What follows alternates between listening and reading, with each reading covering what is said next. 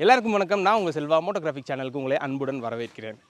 ஒரு ஃபேமிலியாக இந்த மாதிரி இடத்துக்கு நல்ல ட்ரிஸ்லிங்கான ஒரு ஃபீலோடு நீங்கள் ட்ரைவ் பண்ணணும், ஒரு ரைடாக போகணும் அப்படின்னு நினச்சிட்ருக்கீங்க. ஒரு 300 to 350 சிசி கேட்டகிரியில் ஒரு வண்டி எடுக்கணும் அப்படின்னு பிளான் பண்ணிகிட்ருக்கீங்க அப்படின்னா, எவ்வளோ தான் மோட்டார் சைக்கிள் இருந்தாலும் ஒரு கிளாசிக் டச்சோட புதுசாக இந்த உலகத்துக்கு ரீபோர்ன் ஆகியிருக்க ஒரு மோட்டார் சைக்கிள் தான் என் கையில் இருக்க SD ரோட்ஸ்டர். இந்த வண்டியோட டிரைவபிலிட்டி எப்படி இருக்குது, சிட்டி அண்ட் ஹைவேயோட கம்ஃபர்ட் எப்படி இருக்குது, வண்டியோட பீக் பார் அச்சீவ் பண்ணுதா, இல்லை இந்த வண்டியோட ஓல்டு வேர்ஷனை விட என்ன புதுசாக ஆட் பண்ணியிருக்காங்க அப்படின்னு தான் இந்த வீடியோவில் பார்க்க போகிறோம். வாங்க வீடியோக்குள்ளே போவோம்.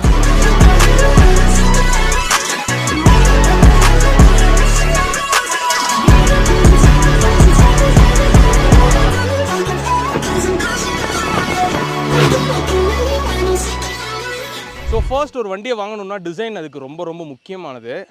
இந்த வண்டியை பார்க்கும்போது டிசைன் நல்ல ஒரு கிளாசிக் டச்சில் கொடுத்துருக்காங்க. SD ரீபோர்ன் ஆனதுக்கு ஒரு பெஞ்ச் மார்க்காக கூட இந்த டிசைனை நான் சொல்லுவேன் உங்களுக்கு. ஃப்ரண்ட்லேருந்து பேக் வரைக்கும் பார்க்கும்போது கம்ப்ளீட்டாக ஸ்டீல்ஸ் தான் யூஸ் பண்ணியிருக்காங்க. ரியர் ப்ரெசன்ஸ் உங்களுக்கு HDயை அப்படியே ரிசம்பிள் பண்ண மாதிரியே இருக்குது.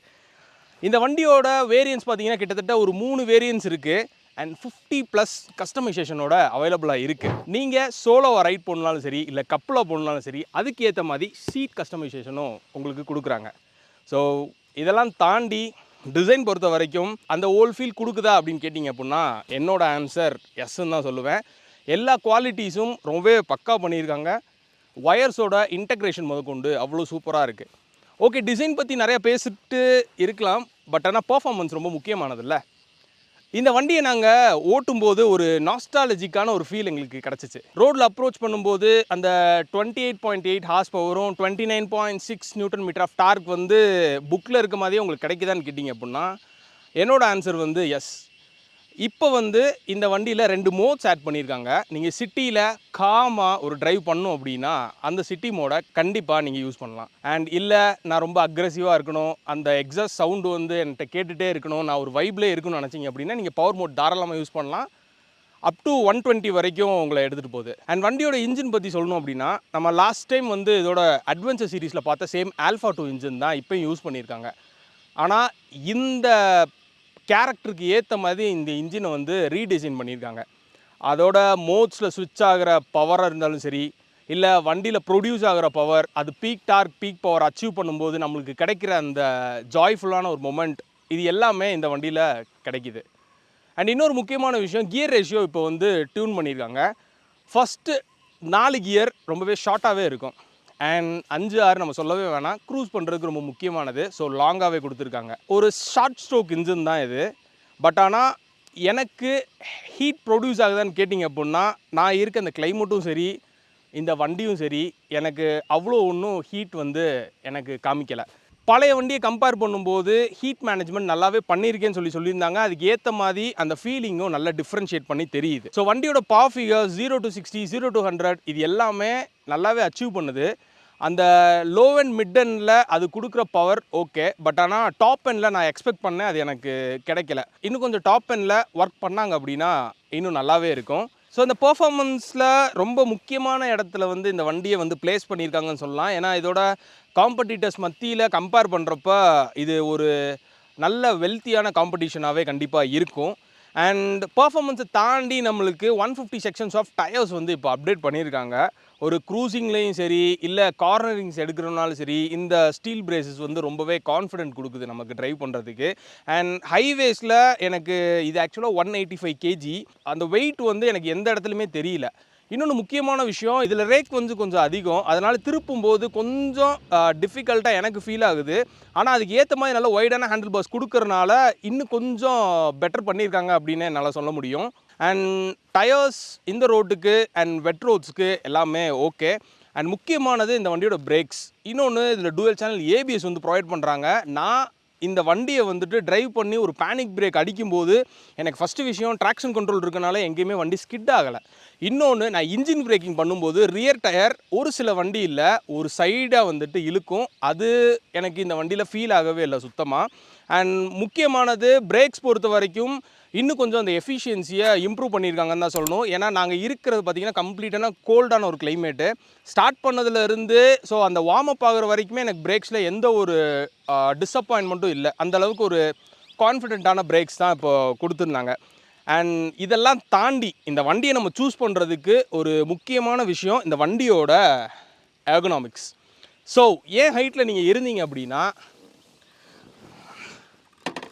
கம்ஃபர்டபுளாக ஃபிட் ஆகுதான்னு கேட்டிங்க அப்படின்னா கம்ஃபர்டபுளாக ஃபிட் ஆகுது. பட் ஒரே ஒரு விஷயம், இன்னும் இந்த ஃபுட் ஸ்டெப்ஸை ஒரு 2 இன்ச் மட்டும் ஃப்ரண்ட் ஃபார்வர்டாக வச்சுருந்தாங்க அப்படின்னா கொஞ்சம் ஈஸியாக இருந்திருக்கும். ஏன்னா இப்போ நான் உட்காந்துருக்க பொசிஷன் சீட் ரொம்பவே ஹைட்டாக இருக்குது. அட் த சேம் டைம் வந்து ஹேண்டில் பாஸ் ரொம்பவே கீழே இருக்குது. ஒன்று ஹேண்டில் பாஸை இன்னும் கொஞ்சம் ரைஸ் பண்ணணும், ரைசர்ஸ் யூஸ் பண்ணி. அப்படி இல்லை அப்படின்னா சீட்டை இன்னும் கொஞ்சம் டவுன் பண்ணணும். ஸோ அப்படி உட்காந்தோம் அப்படின்னா ஒரு ரோட்ஸ்டர் ஃபீலிங்கும் வரும். At the same time shoulder பெயின்ஸோ இல்லை பேக் பெயின்ஸோ வராமல் ஒரு கம்ஃபர்டபுளாக ஒரு க்ரூஸ் பண்ணுறதுக்கு ரொம்பவே யூஸ் ஆகும். அண்ட் ஸ்விட்ச் கியர்ஸ் பொறுத்த வரைக்கும் பிளாஸ்டிக்ஸ் குவாலிட்டி நல்லாவே இருக்குது. இன்னொரு முக்கியமான விஷயம், இந்த 2 மோட்ஸை கண்ட்ரோல் பண்ணுறதுக்கான ஸ்விட்சஸும் லெஃப்ட்டில் கொடுத்துருக்காங்க. இதை நீங்கள் லாங் ப்ரெஸ் பண்ணிங்க அப்படின்னா அந்த பவர் மோடுக்கு ஸ்விட்ச் ஆகுது. ஆனால் அது லைட் எரிய மாட்டேங்குது. நீங்கள் ப்ரெஸ் பண்ணி மனசுக்குள்ளேயே ஒரு 5 வரைக்கும் எண்ணிட்டு விட்டிங்க அப்படின்னா லைட் எரியுது. அப்போ தான் நம்மளுக்கு தெரியுது அந்த பவர் மோட் முடிஞ்சு ஸ்விட்ச் ஆனது. ஸோ இது கொஞ்சம் இனிஷியலாக பழகிறது கொஞ்சம் கஷ்டம், மற்றபடி ஓகே. பட் ஆனால் ஒரு லாங் ட்ரைவ் எடுக்கிறதுக்கு நம்மளுக்கு அட்ஜஸ்டபிள் லிவர்ஸ் கொடுத்துருக்கலாம். இன்னும் இந்த மாதிரி சின்ன சின்ன அப்டேட் வந்து பார்த்துட்டு நீங்கள் பண்ணிங்க அப்படின்னா ரொம்ப நல்லது. த்ராட்டில் பொறுத்த வரைக்கும் பார்த்திங்க அப்படின்னா ரெஸ்பான்சிவான த்ராட்டில் இருந்துச்சு. அதுவும் நான் சொன்ன மாதிரி அந்த பவர் மோடுக்கும் சிட்டி மோடுக்கும் நல்ல டிஃப்ரென்ஷியேட் தெரிஞ்சுச்சு. ECUவில் நல்ல டியூன் பண்ணியிருக்காங்கன்னு என்னால் சொல்ல முடியும். அண்ட் ஹேண்டில் பாஸும் இந்த கஸ்டமைசேஷனில் ஒன்று. இப்போது இருக்கிற இந்த ஹேண்டில் பாஸை கம்பேர் பண்ணும்போது ஒரு ஃப்ளாட்டான ஒரு ஹேண்டில் பாஸ் வேறு கொடுக்குறாங்க. ஸோ நல்ல செஸ்ட் வைடாக ஒரு மேட்லியாக உட்காந்து நம்ம ட்ரைவ் பண்ணுறதுக்கு அது இன்னுமே யூஸ் ஆகும். Long drives and high speed vibrations பொறுத்த வரைக்கும் நம்மளுக்கு சிட்டி மோடில் தெரியல, ஆனால் பவர் மோடில் அந்த டாப் எண்டில் நல்லாவே ஃபீல் ஆகுது. அந்த ஃபீல் ஆகுறதுல இன்னொன்று விஷயம் என்ன அப்படின்னா, நம்ம ராயல் என்ஃபீல்டில் பார்த்த மாதிரி இந்த மிரர்ஸ் இன்னும் ஸ்டர்டியாக கொடுக்கணும். ஸ்டர்டியாக கொடுத்தாங்க அப்படின்னா இன்னுமே நல்லா இருக்கும். ஹைவேஸ் அப்ரோச் பண்ணும்போது ஈஸியாகவே இருக்கும். அண்ட் பில்லியன் சீட் பொறுத்த வரைக்கும் இது வந்து ஒரு ஆப்ஷன் தான் இருக்குது. என்னோட சஜஷன் என்னென்னா இன்னும் கொஞ்சம் பெருசாக கொடுத்துருந்தாங்கன்னா இன்னும் நல்லா இருந்திருக்கும். ஏன்னா இப்போது ஒரு உமன் பின்னாடி உட்காடுறாங்க, இல்லாட்டினா யாரோ ஒரு மென்னேரோ பின்னாடி உட்காடுறாங்கனாலும் சீட் சைஸ் பெருசாக இருந்துச்சு அப்படின்னா லாங் ட்ராவல் அப்போ அவங்களுக்கு பெயின் வராமல் இருக்கும். அது ஒரு சந்தோஷமான ஒரு ஜேர்னி எப்போ ஒரு கஷ்டமான சூழ்நிலையாக அமையாமல் இருக்கிறதுக்கு என்னோடய சஜஷன். மாற்றினீங்கன்னா ஓகே. அண்ட் எப்பயுமே வழக்கம் போல் என்ன தான் நம்மளுக்கு ரியரில் ஹக்கர்ஸ் கொடுத்துருந்தாலும் ரெய்னி சீசனில் அதை பற்றி ஒன்றுமே பண்ண முடியல. ஸோ நீங்கள் இந்த வண்டி எடுக்கிறீங்க அப்படின்னா ஃபஸ்ட்டு விஷயம் பின்னாடி ஃபுல்லாக ஒரு கார்டு வாங்கி போடுங்க. ஸோ நமக்கு மட்டும் இல்லை மற்றவங்களுக்கும் இது யூஸ்ஃபுல்லாகவே இருக்கும். அண்ட் மற்ற எல்லா விஷயமுமே இந்த வண்டியில் அப்டேட்டடாக தான் கொடுத்துருக்காங்க. லைட்ஸில் இருந்து எல்லாமே அப்டேட்டடாக தான் வருது. என்னோடய ஹைட்டுக்கு ஏற்ற மாதிரி இவங்க சின்ன சின்ன கஸ்டமைசேஷன் பண்ணாங்க அப்படின்னாலும் என்ன மாதிரி இருக்க ஆளும் இந்த வண்டியை ட்ரைவ் பண்ணுறதுக்கு இன்னும் ஈஸியாகவே இருக்கும். அண்ட் பில்லியன் பற்றி சொல்லும்போது நான் வந்து அந்த சஸ்பென்ஷன் பற்றி உங்களுக்கு சொல்லி ஆகணும். ஒரு சில பிராண்ட்ஸில் வந்து பார்த்திங்க அப்படின்னா நல்ல ஒரு கட்டையான சஸ்பென்ஷனே கொடுக்குறாங்க. இவங்க பொறுத்த வரைக்கும் இதோட ப்ரீவியஸ் வேரியண்ட்டில் ஒரு சஸ்பென்ஷன் இருந்துச்சு. பட் ஆனால் அதை வந்து இப்போ இம்ப்ரூவ் பண்ணியிருக்காங்க அப்படின்னு தான் நான் சொல்லுவேன். இந்த கேரக்டரான வண்டிக்கு பார்த்திங்க அப்படின்னா ஹார்டான சஸ்பென்ஷன் தான் இருக்கும். ஸோ அது வந்து பழைய ரோட்ஸ்டரை கம்பேர் பண்ணும்போது இம்ப்ரூவ் பண்ணியிருக்காங்க. ஆனாலும் நமக்கு இன்னும் இம்ப்ரூவ்மெண்ட் தேவைப்படுது. ஏன்னா ஸ்பீட் பிரேக்கர்ஸ்லாம் போகும்போது நம்மளுக்கு இன்னும் அந்த பாட்டம் அவுட் ஆகுறது நல்லாவே ஃபீல் ஆகுது. ஏன்னா நான் ஒரு 80-90 போய் ஒரு பாட்ரோல்ஸில் போனாலும் டக்குன்னு ஒரு சவுண்டு கேட்குது. எனக்கு அது தெரியுது அது பாட்டம் அவுட் ஆகுதுன்னு சொல்லிட்டு நீங்கள் பயப்படாமல் அதை வந்து அப்ரோச் பண்ணிங்க அப்படின்னா நல்லாவே இருக்கும். அண்ட் கிரவுண்ட் கிளியரன்ஸ் பற்றி நான் பெருசாக பேச வேண்டியதில்லை, இம்ப்ரூவ்டு தான் பண்ணியிருக்காங்க. நான் பெரிய பெரிய பாட்ரோல்ஸில் விடும்போது எனக்கு தெரியல. பட் ஆனால் இந்த ஆஃப் ரோடு வரும்போது சின்ன மைன்யூட்டான ஒரு ஸ்க்ராச்சஸ் கண்டிப்பாக இருக்க தான் செய்யும்.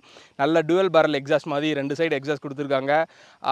எனக்கு தெரிஞ்சு இதே சவுண்டோட இந்த வண்டி வந்து வெளியே வந்துச்சு அப்படின்னா சீரியஸாக நீங்கள் வந்து ஆஃப்டர் மார்க்கெட்டில் எந்த ஒரு சைலன்சர் வாங்கி போட தேவையில்ல. சப்போஸ் டிபி கில்லர் யூஸ் பண்ணாங்க அப்படின்னா நான் சொல்கிறதுக்கு எதுவுமே இல்லை. அதுக்கப்புறம் எல்லாமே உங்கள் கையில் தான் இருக்குது. ஆல்மோஸ்ட் இந்த வண்டி வந்துட்டு நல்ல கஸ்டமைஸ் பண்ணியே எஸ்டி வந்து கொடுக்குறாங்க. ஸோ இதோட வேரியன்ஸ் இதோட கலர்ஸ்ன்னு பார்த்தீங்க அப்படின்னா எல்லாமே ஐ கேச்சிங்காக இருக்குது, அட்ராக்டிவாக இருக்குது. பட் ஆனால் ஒரு ஷட்டிலான கலர் வேரியன்ஸ் தான் எல்லாமே இருக்குது. எங்கேயுமே நமக்கு குரோம் அப்படின்ற ஒரு சின்ன விஷயம் கூட ஆட் பண்ணவே இல்லை. வண்டியோட ப்ரைஸ்னு பார்த்தீங்க அப்படின்னா ஒரு 1,83,000 அந்த ஜிஎஸ்டி கழிச்சு சொல்கிறேன். இருந்து ஒரு 2,08,000 9,000 அதுக்குள்ளே வந்துடுது. ஆல்மோஸ்ட் உங்களுக்கு இந்த 350 சிசி வாங்கணும் அப்படின்னா ஒரு 2,30,000 செலவு பண்ணிங்க அப்படின்னா இந்த வண்டி கிடைக்கும். இந்த வண்டியை வந்துட்டு யாருக்கு சஜஸ்ட் பண்ணுவோம் அப்படின்னு கேட்டிங்கன்னா, நீங்கள் ஒரு ஜென்ஸியாக இருந்தீங்க அப்படின்னா இதில் சிங்கிள் சீட்டட் வெர்ஷன் பார்க்குறதுக்கு ஒரு ஹச்டி லுக்கு இருக்க மாதிரி இருக்கும். ஸோ அது நான் உங்களுக்கு சஜஸ்ட் பண்ணுவேன். இல்லை நான் டூரிங் அதிகமாக போகிறேன் அப்படின்னா கண்டிப்பாக நீங்கள் சேடில் பேக்லாம் யூஸ் பண்ணியிருப்பீங்க. சிங்கிள் வெர்ஷனே உங்களுக்கு ஈஸியாக இருக்கும்.